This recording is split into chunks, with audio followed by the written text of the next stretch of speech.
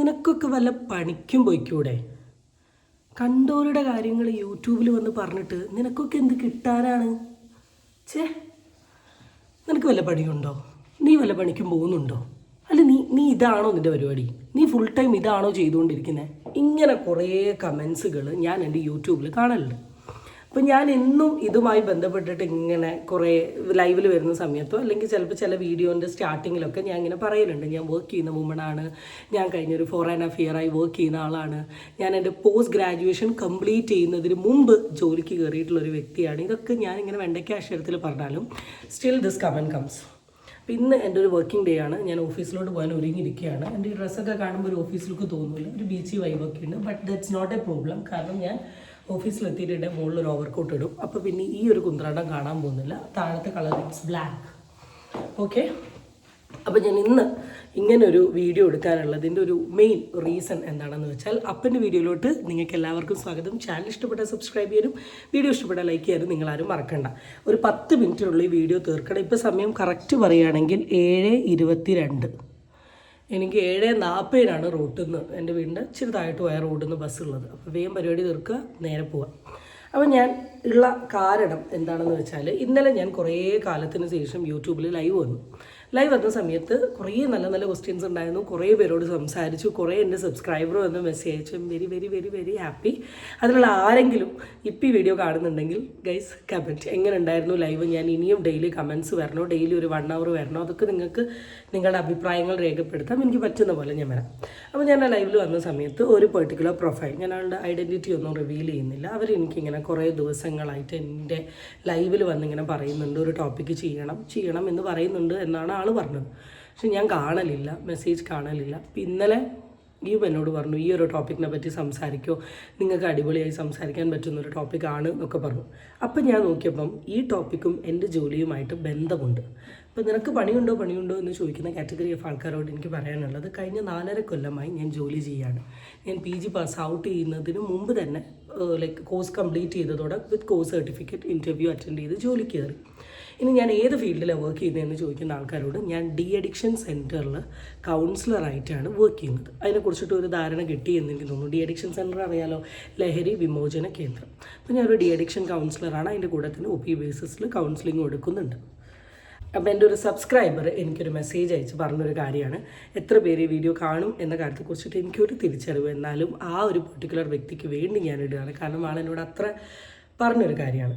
അപ്പം ഹായ് നിട്ടു. എന്നിട്ട് ആൾ പറഞ്ഞു, പല ആളുകളുടെയും തെറ്റായ ഒരു ധാരണയാണ് കൗൺസിലിംഗ് എന്നാൽ ഭ്രാന്തിനുള്ള ചികിത്സയാണെന്ന്. അമിയ ഒരു കൗൺസിലർ ആയതുകൊണ്ട് ഇതിനെക്കുറിച്ചൊരു വീഡിയോ ചെയ്യണം. എൻ്റെ പല ഫ്രണ്ട്സും പല പ്രോബ്ലംസും കേട്ട് കഴിഞ്ഞപ്പോൾ മാനസികമായി തളർന്നു. വളരെ പീക്ക് ലെവലിൽ നിൽക്കുന്ന അവരോട് ഞാൻ പറയാറുള്ളത് ബെറ്റർ ഒരു കൗൺസിലിങ്ങിന് പോകുന്നതാണ് എന്ന്. ഉടനെ അവർ പറയും, എനിക്ക് ഭ്രാന്തില്ല കൗൺസിലിങ്ങിന് പോകാൻ. ഇപ്പോൾ ഈ മെസ്സേജ് അയക്കുന്നതിന് 5 മിനിറ്റ് മുന്നേ വരെ എൻ്റെ ഒരു ഫ്രണ്ട് ഇക്കാര്യം പറഞ്ഞതേ ഉള്ളൂ. അതുകൊണ്ട് ഇതൊരു വീഡിയോ ആയി ചെയ്യണം. കൗൺസിലിംഗ് എന്നാൽ ഭ്രാന്തിനുള്ള ചികിത്സയല്ല, മനസ്സിനുള്ള പരിചരണമാണ് എന്ന് പറഞ്ഞിട്ടുള്ളൊരു ലോങ് മെസ്സേജ്. എനിക്ക് ഫേക്ക് ചെയ്യേണ്ട ആവശ്യമില്ല. ഞാൻ ആ മെസ്സേജിൻ്റെ സ്ക്രീൻഷോട്ട് നിങ്ങൾക്ക് ഇവിടെ സൈഡിൽ കൊടുക്കുന്നുണ്ട്. ഇതാണ് ഈ മെസ്സേജ്. ഈ മെസ്സേജ് ആൾ എനിക്ക് അയച്ചത് കുറേ നാൾക്ക് മുമ്പാണ്. ഞാൻ ഈ മെസ്സേജ് കണ്ടിട്ടുണ്ടായിരുന്നില്ല. ഇന്നലെയും ലൈവിൽ വന്നിട്ട് ഈ സെയിം ക്വസ്റ്റ്യൻ എന്നോട് ചോദിക്കുകയും ചെയ്തു. ഈ സെയിം ക്വസ്റ്റ്യനുമായി ബന്ധപ്പെട്ട് വീഡിയോ ചെയ്യാനും പറഞ്ഞു.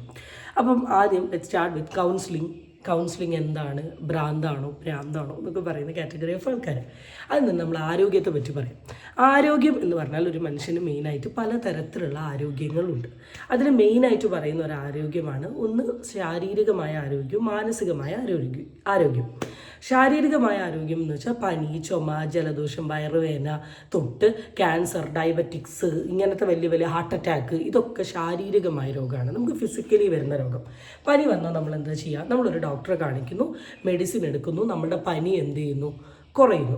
അപ്പോൾ ഇങ്ങനെയാണ്. ചില മാറുന്ന രോഗമുണ്ട്, മാറാത്ത രോഗമുണ്ട്. അങ്ങനെ ശരീരത്തിന് എഫക്റ്റ് ചെയ്യുന്ന തരത്തിലുള്ള രോഗങ്ങളെയാണ് നമ്മൾ എന്തെന്ന് പറയുക? ശാരീരിക രോഗം. ഇതല്ലാണ്ട് ഒരു മനുഷ്യനുള്ള രോഗമാണ് മാനസികമായ രോഗം തന്നെ പല കാറ്റഗറി ഓഫ് രോഗങ്ങളുണ്ട്.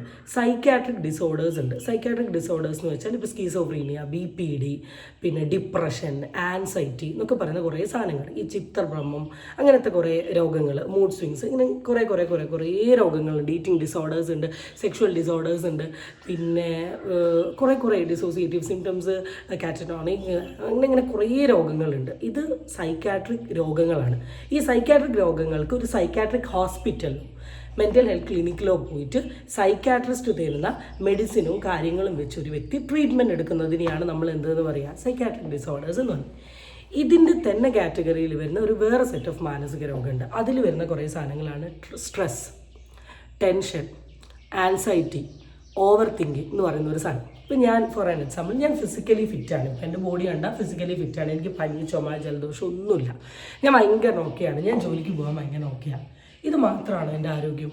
എനിക്കിപ്പോൾ എന്തോ മാനസികമായിട്ട് കുറച്ച് പ്രശ്നമുണ്ട് എന്ന് കരുതും. ഫോർ ആൻ എക്സാമ്പിൾ, എനിക്കിപ്പോൾ ഭയങ്കര ടെൻഷനുണ്ട്, അല്ലെങ്കിൽ എനിക്ക് ഭയങ്കര സ്ട്രെസ് ഉണ്ട്, അല്ലെങ്കിൽ എനിക്ക് ഫ്യൂച്ചറിൽ നടക്കാൻ പോകുന്ന കാര്യത്തെക്കുറിച്ചിട്ട് ഒരു പേടിയുണ്ട്, അല്ലെങ്കിൽ എനിക്ക് 4 ആളോട് സംസാരിക്കാൻ ഭയങ്കര ബുദ്ധിമുട്ടുണ്ട്. ഇതെന്നെ ഭയങ്കര ബാധിക്കും. എനിക്ക് ജോലി ചെയ്യാൻ പറ്റില്ല. ചിലപ്പോൾ ഫിസിക്കലി ഒരു പനിയാണെങ്കിൽ ഞാൻ എന്തെങ്കിലുമൊക്കെ ഇരുന്ന് ചെയ്യും. മെൻ്റലി ഡൗൺ ആയിട്ടിട്ട് എനിക്ക് ഒന്നും ചെയ്യാൻ പറ്റാണ്ട് ഞാൻ കുറച്ച് നേരം ഇങ്ങനെ നോക്കിയിരിക്കും, കുറച്ച് നേരം അവിടെ ആലോചിച്ചിരിക്കും, ആകെ നെഗറ്റീവ് അടിക്കും, ആകെ ദേഷ്യം വരും. ഇതിനെയാണ് നമ്മൾ എന്തെന്ന് പറയുക, മെൻ്റൽ സ്ട്രെയിൻ എന്ന് പറയുന്നത്. ഈ മെൻ്റൽ സ്ട്രെയിന് ട്രീറ്റ്മെൻറ്റ് ഉണ്ട്. ഈ മെൻ്റൽ സ്ട്രെയിൻ്റെ ട്രീറ്റ്മെൻറ്റിന് ഒരു പേഷ്യൻറ്റ് വിളിച്ചിരുത്തിയിട്ട് പാരസെറ്റാമോൾ അല്ലെ ഡോളോ അല്ലെ സിട്രസിൻ എന്ന് പറഞ്ഞാൽ എഴുതി കൊടുക്കാൻ പറ്റില്ല. അത് എഴുതി കൊടുത്താൽ മാറുന്നല്ല. മെൻ്റൽ സ്ട്രെസ്സ് മാറണമെങ്കിൽ എന്ത് ചെയ്യണം, നമുക്ക് നമ്മുടെ കാര്യങ്ങളെല്ലാം തുറന്ന് പറയണം. അപ്പോൾ ഈ തുറന്ന് പറയുമ്പോഴൊരു പ്രത്യേകത എന്താണെന്ന് വെച്ചാൽ, ഇപ്പോൾ എനിക്ക് വളരെ ക്ലോസ് ആയിട്ടുള്ള ഒരാളോട് ഷെയർ ചെയ്യാൻ പറ്റാത്തൊരു പ്രശ്നമുണ്ട്. ഇപ്പോൾ എൻ്റെ ഫാമിലി ഷെയർ ചെയ്യാൻ പറ്റാത്തൊരു പ്രശ്നമുണ്ടെന്ന് കരുത്. ഒരു വ്യക്തിക്ക് എല്ലാ കാര്യങ്ങളും ഫാമിലിയിൽ പറയാൻ പറ്റണമെന്നില്ല. അപ്പം അങ്ങനെ ഒരു പ്രശ്നം ഉണ്ടെങ്കിൽ എനിക്ക് ഒരിക്കലും ഫാമിലിനോട് സംസാരിക്കാൻ പറ്റില്ല. അന്നേരം ഫ്രണ്ട്സിൻ്റെ ഒരു ഇഷ്യൂ ആണ് എനിക്കുള്ളത്. അതെനിക്ക് അപ്പോൾ ചിലരോട് നിങ്ങൾക്ക് ഫ്രണ്ട്സിനോട് പറഞ്ഞുകൂടെ, അപ്പോൾ ഫ്രണ്ട്സിൻ്റെ അടുത്ത് പറയാം. അല്ലെങ്കിൽ ഫ്രണ്ട്സിൻ്റെ ഒരു ഇഷ്യൂ ഉണ്ട്, അത് ഫാമിലിനോട് പറഞ്ഞുകൂടെ. ഏറ്റവും വലിയ പ്രത്യേകത എന്താണെന്ന് വെച്ചാൽ, ഇപ്പോൾ ഒരു പ്രശ്നവുമായിട്ട് നമ്മളുടെ മുമ്പിൽ അഡ്രസ്സ് ചെയ്യാൻ ഒരു വ്യക്തി വരുന്ന സമയത്ത്, ഇപ്പോൾ എൻ്റെ അടുത്ത് ഇപ്പോൾ ഒരു സാധാരണ ഒരു എന്താ പറയുക, ഒരു നോർമൽ വ്യക്തിയുടെ അടുത്ത് ഒരു ഫ്രണ്ട്ഷിപ്പുമായി ബന്ധപ്പെട്ടുള്ള ഒരു പ്രശ്നം വന്ന് ഷെയർ ചെയ്യുകയാണെങ്കിൽ അയാൾ എന്താ പറയുക, നീ ഒഴിവായിക്കാള്, നീ മിണ്ടണ്ട, നീ മൈൻഡ് ചെയ്യാൻ നിൽക്കണ്ട, അങ്ങനത്തെ ഒരു സ്വഭാവമാണ്, അതാണ് ഇതാണ്. പക്ഷെ നമുക്ക് ആ വ്യക്തിയായിട്ട് ഭയങ്കര ഇന്നർ കണക്ഷൻ ഉണ്ട്. നമുക്ക് ആ വ്യക്തിയോട് തെറ്റാൻ പറ്റില്ല. ആ വ്യക്തി ഇല്ലാണ്ട് നമുക്ക് പറ്റില്ല. അല്ലെങ്കിൽ നമ്മളുടെ വളരെ ക്ലോസ് ആയിട്ടുള്ള ഒരാളാണ്. ഇവർ പറയുന്ന ഉപദേശം നമ്മളിൽ വർക്കൗട്ട് ആവുമോ? ഇല്ല. നമ്മളാകെ കൺഫ്യൂസ്ഡ് ആയിരിക്കും. ഞാൻ അങ്ങനെ ചെയ്യണോ, ചെയ്യണ്ടേ, അതാണോ ഇതാണോ എന്ന്. അപ്പം ആരുടെയെങ്കിലും ഒരാളുടെ അടുത്ത് പോയി പറഞ്ഞിട്ട് കാര്യമല്ല. നമ്മൾ പറയുന്ന കാര്യങ്ങൾ നമ്മളുടെ അതേ വേവ് ലെങ്ത്തിൽ മനസ്സിലാക്കുന്ന ഒരു വ്യക്തിയുടെ അടുത്ത് വേണം നമ്മൾ എന്ത് ചെയ്യാൻ, പോയി പറയാൻ വേണ്ടിയിട്ട്. അങ്ങനെ ഇരിക്കുന്ന ഒരു കാറ്റഗറി ഓഫ് ആൾക്കാരെയാണ് നമ്മൾ വളരെ സിമ്പിളായിട്ട് കൗൺസിലേഴ്സ് എന്ന് പറയാം. ഞങ്ങളടുത്ത് വരുന്ന സമയത്ത് ഒരു 40 മിനിറ്റ് ഞങ്ങൾ നിങ്ങളോട് മാക്സിമം സംസാരിക്കും. ഞാൻ 40 മിനിറ്റ്സേ സംസാരിക്കുള്ളൂ. 40 മിനിറ്റ്സ് മാക്സിമം സംസാരിക്കും. ഈ 40 മിനിറ്റ്സിൽ ഞങ്ങൾ നിങ്ങളെ വന്നിരുത്തി കംഫോർട്ടബിൾ ആക്കി കാര്യങ്ങൾ പറഞ്ഞ് നിങ്ങൾ കേട്ട് സംസാരിച്ച് നിങ്ങളെ ഓക്കെ ആക്കി വിടും.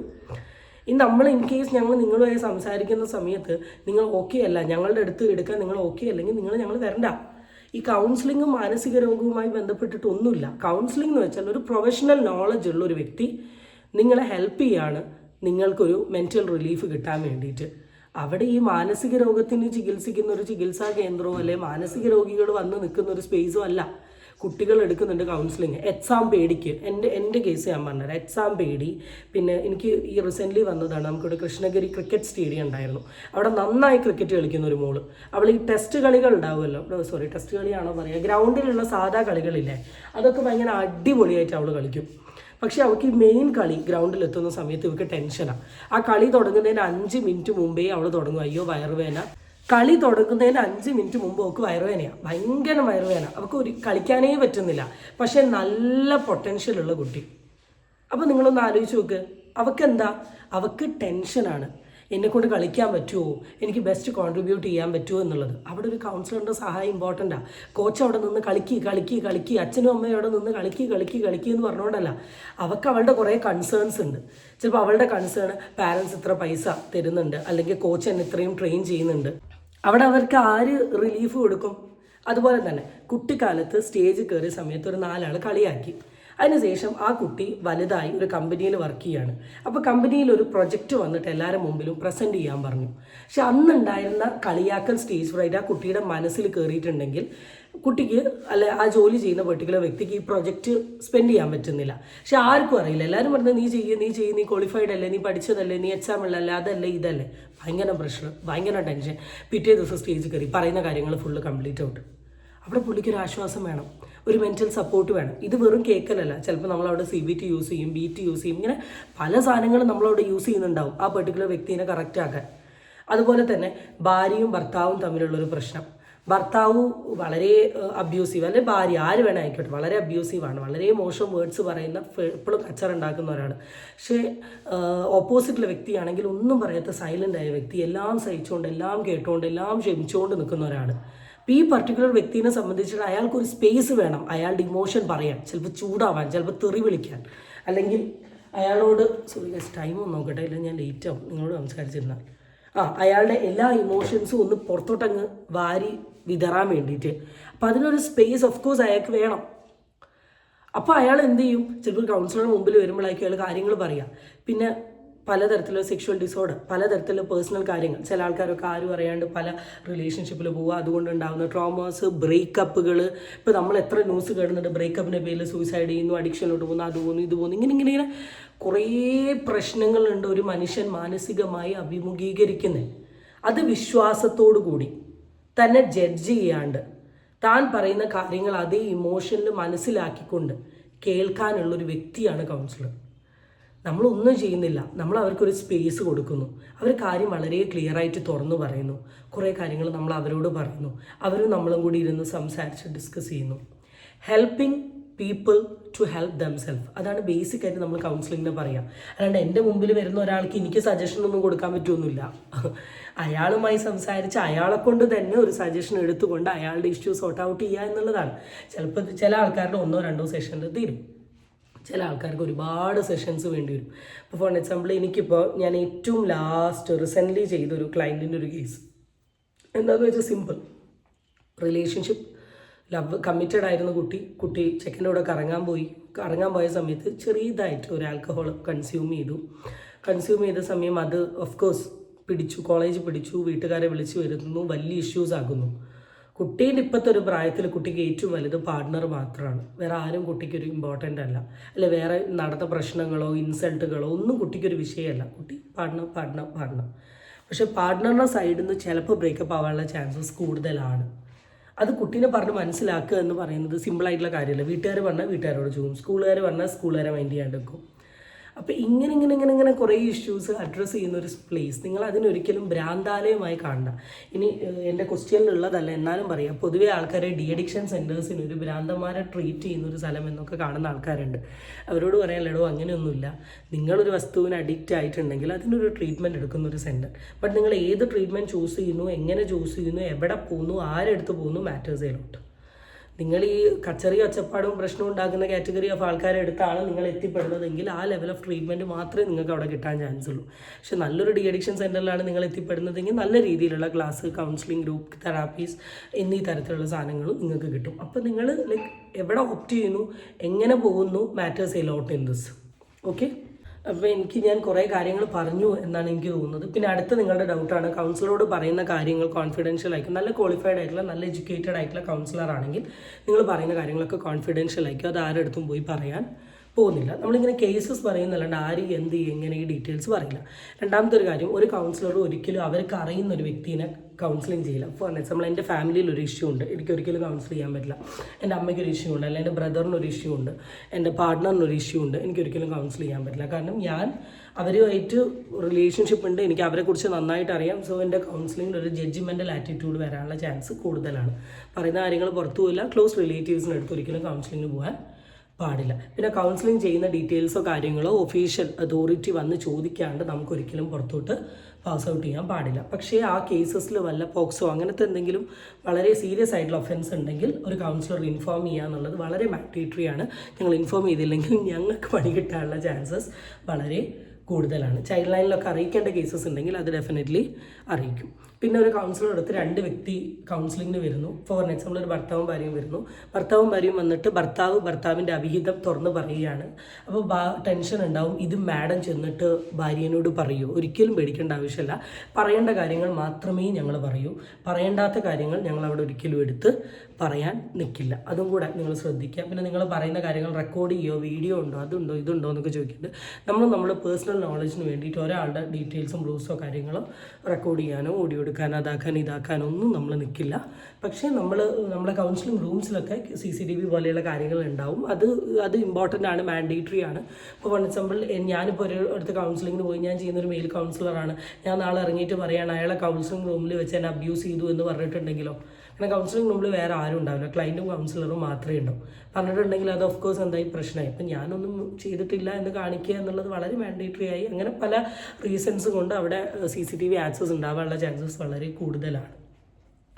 പിന്നെന്താ നിങ്ങളുടെ ഡൗട്ട്? ഇതൊക്കെയാണ് മെയിനായിട്ട് എനിക്ക് പറയാനുള്ളത്. ഫിസിക്കൽ ഹെൽത്ത് പോലെ ഇമ്പോർട്ടൻ്റ് ആയിട്ടുള്ള ഒരു സാധനമാണ് മെൻ്റൽ ഹെൽത്ത്. ഫിസിക്കൽ ഹെൽത്തിന് നിങ്ങൾ എത്ര ട്രീറ്റ്മെൻറ്റോ കൺസേണോ എടുക്കുന്നോ അതേ ട്രീറ്റ്മെൻറ്റും കൺസേണും മെൻ്റൽ ഹെൽത്തിന് എടുക്കണം. മെൻ്റൽ ഹെൽത്ത് കണ്ടീഷൻ വീക്ക് ആവുന്ന സമയത്ത് ഒരാൾ ട്രീറ്റ്മെൻറ്റ് എടുക്കാണ്ട് വരുമ്പോഴാണ് അതൊരു സൈക്കാട്രിക് ഡിസോർഡറിൽ പോകുന്നത്. ഡൗണായി എക്സ്ട്രീം എത്തുമ്പോൾ അത് ഡിപ്രഷനിലോട്ട് പോകും. ടെൻഷൻ കൂടി എക്സ്ട്രീം എത്തുമ്പോൾ അത് ഒരു ആൻസൈറ്റി ഡിസോർഡറിലോട്ട് പോകും. ഇങ്ങനെ പോകാനുള്ള ചാൻസ് ഉണ്ട്. So mental health plays an important role. അതുകൊണ്ട് തന്നെ ഒരാളും ഇങ്ങനെ ഈ ടാബൂസ് വിശ്വസിച്ചുകൊണ്ട് നിൽക്കാണ്ട്, if you need somebody, just go and do it. And നേരിട്ട് പോകാൻ പാടുണ്ടെങ്കിൽ there are ഒരുപാട് ടെലികൗൺസിലിംഗ് സെൻറ്റേഴ്സ് അവൈലബിൾ. ഫോൺ വിളിച്ച് സംസാരിക്കാൻ പറ്റും. Even I do telecounselling. So you are feel to contact me if you want any these kind of service. കാരണം mental health weak ആയതുകൊണ്ടുള്ള സൂയിസൈഡിൻ്റെ എണ്ണം ഡേ ബൈ ഡേ കൂടി വരുന്നത് കൊണ്ടാണ് എനിക്കിത് പറയാനുള്ളത്. So guys, that's it. എല്ലാം ക്ലിയർ ആയെന്ന് തോന്നുന്നു. ഇനി വേറെ എന്തെങ്കിലും ഉണ്ടെങ്കിൽ നിങ്ങൾ ടൈപ്പ് ചെയ്തിട്ട്. ഇപ്പം തന്നെ എനിക്ക് തോന്നുന്നു ഞാൻ ഇന്നും പോകുന്ന ബസ് മിസ്സായി എന്നാണ് തോന്നുന്നത്. It's 4:38. 2 മിനിറ്റ് കൊണ്ട് ഒരിക്കലും ഞാൻ റൂട്ടിലെത്താൻ പോകുന്നില്ല. So that's it.